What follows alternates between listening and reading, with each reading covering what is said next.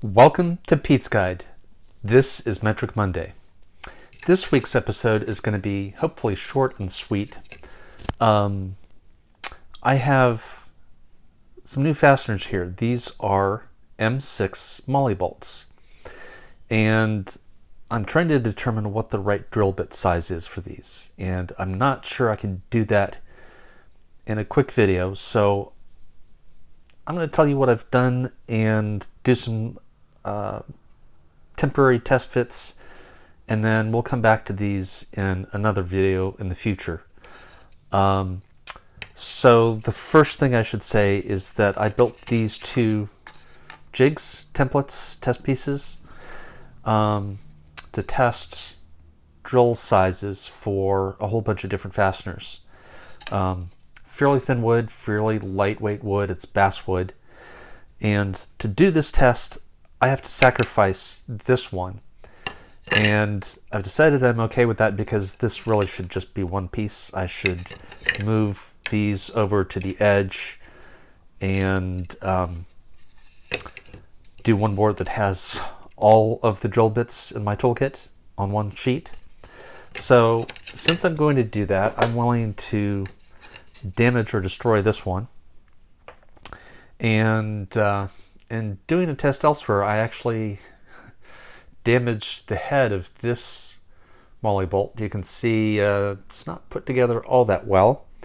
In the intended use, I think it's strong enough, but when you pry it out before you screw the clamps down, it isn't strong enough to recover from that. So that's kind of an interesting discovery. And from my testing, this does not fit in any of these holes, so it's bigger than 9 millimeters. So we're going to start with, so you can see that the tip fits through a 9 millimeter hole perfectly. But because of the way the clamps spread out, that's too small to get this shoved through, at least in wood. And this is one of those cases where I think the hole size may be different for different materials. These are usually used in sheetrock. But so this is not going to be entirely accurate, but it's a starting point.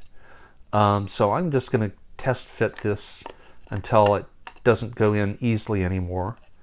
And we're at 12 is the smallest size that goes in without any trouble. Then we have 11.5, and it takes a little bit of effort to get it in. Then we have 11, and it takes a little bit more effort. And then let's try 10.5. And this, oh boy, I felt it split. Well, heard it split. But I can't see an obvious crack here, so I'm going to pull it out and try it one size smaller. Well, something flew off because I have a sliver of wood in my lips. And yeah, I think that's not going to work. So I'm going to go back to 10.5. And then we'll take the ratchet and boy, I think this might actually need a hammer. Nope, we're just going to use it like this. And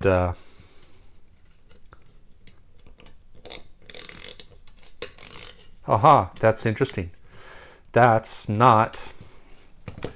This definitely needs a hammer. I think I have to do this off camera.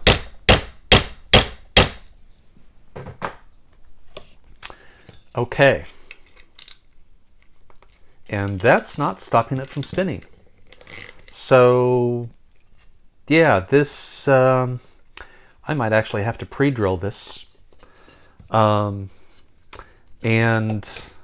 so it looks like I might be able to get away with 10.5 in thin wood like this if I pre-drill holes for the prongs, but that seems needless. I'm not sure this is appropriate to use in wood, but we'll give it another shot down the road. The one thing I can say is that you can see a little bit of white powder on this.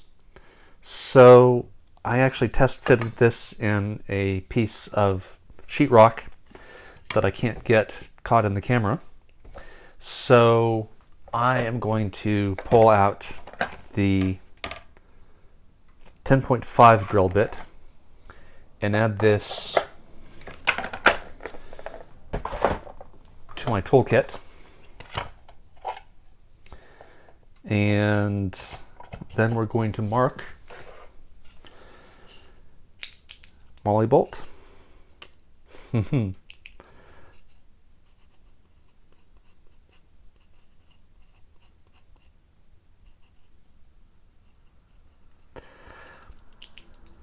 Broken lead. And we'll have to punt this to another video of testing how these really work. But I did what I didn't want to have to do, which is add another bit size, drill bit size to my toolkit. But this is going to be this is going to be a game of give and take. So we'll add everything that I need to install all the fasteners I've been collecting, and then we'll thin it back as I delete fasteners and find overlapping drill bit sizes that might work for multiple tools. I don't know if that's possible, but we're definitely going to try. That's all I have on my brain right now. This is PetesGuide closing down.